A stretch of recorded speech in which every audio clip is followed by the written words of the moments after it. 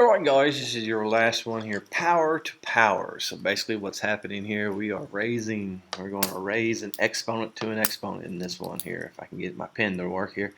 We're raising an exponent to another exponent. And it's pretty easy to do about this one. And these actually give you big numbers when you raise these things and that you go forward from here. If you use the organizer to help you, you'll be able to see as well. Make sure you watch for negative exponents. You may have to take a reciprocal, but sometimes you won't have to. So we can be able to do these things and be able to use power to power and raise them. So the first thing what we want to show you is how do we expand these. So if you look at the first one here, you have your base of 5 to the third power raised to the second power. So we're going to expand these here in a way, and this is kind of what we have. And so what we do here is we expand it by using the outside one, the outside exponent, which in this case is a 2. And so that tells me that I've got 2 5 to the third powers. And when I have 2 5 to the third powers, that basically right here tells me, ooh, that's multiplication. And if you remember your rule from multiplication, multiplication says to add these together, and I can add them together, and 3 plus 3 is 6. So, and I keep the base the same, will be 5. So I get 5 to the 6th power will be my answer. If you wanted to expand these even further, you could by saying I got 5 and 5 and 5 and 5. And you can see here you got 1, 2, 3, 4, 5, 6, and that's why it's 5 to the 6th power. There's no reciprocal needed there, and to do the standard form would be 5 to the 6th power. And so you can take your calculator there and punch that in. So 5 caret 6, and you end up getting 15625. So basically that's pretty much it for power to a power. Same thing here. You have all of this. You see here that we look at here is negative 2 to the third power, and then I got the parentheses around it, which tells me I'm raising the whole thing again to 0.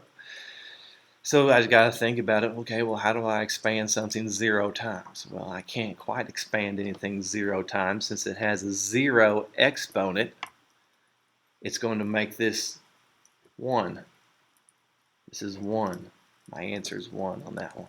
So you're finished with that one. If you do the same thing here with this one, expand it out to see how this works.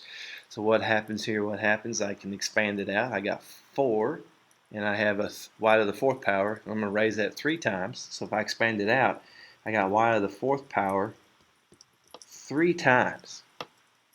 And if I wanted to expand this out even more, I'd have this 4 times, and the other one 4 times, and the other one 4 times. And I can count it up. I got 1, 2, 3, 4, 5, 6, 7, 8, 9, 10, 11, 12. So it comes out to be y to the 12th power. Or I could do my multiplication power here. 4 plus 4 plus 4 is 12. No reciprocal needed on that one, and no standard form on that one. So hopefully you're seeing how the rule works. How did we end up getting 6 from 3 and 2? How did we end up getting 12 from 4 and 3? Let's try one here that's got a negative exponent here so we can be able to see what happens. So what I've got here is I'm going to expand this out. So I've got, I got to take the reciprocal of this guy right here. This is a negative, so I'm going to rewrite this one when I expand it out as a fraction. And I have this 3 times. So there's that. If I wanted to expand this out here at the bottom again, I'd have 1 over 6, 6, 1 over 6, 6, and 1 over 6, 6. And so when I look at it, it's 1, 2, 3, 4, 5, 6. Or I could do here 2 plus 2 plus 2 gives me 1 over to the 6th power, 1 over 6 to the 6th power, which is also 6 to the negative 6. So that's what I'd have. Then you can compute that out, whatever that would be. 6 to the 6th power, big number 4, 6, 6, 5, 6. But how did we end up getting these things? Let's take a look. How did we end up getting negative 6 or 12 or 6 from our exponents? Well, if I add these 3 and 2 together, that gives me 5. That's not what I have here. If I subtract 3 from 2, that gives me 1. It doesn't work. What if I divide? Well, that doesn't work either. How about multiply? 3 times 2, oh, it's 6. 4 times 3 is 12. 2 times negative 3 is 6, or negative 6. Let's look at this one here. If I write this one out, well, what do I have here? I've got 4 of these.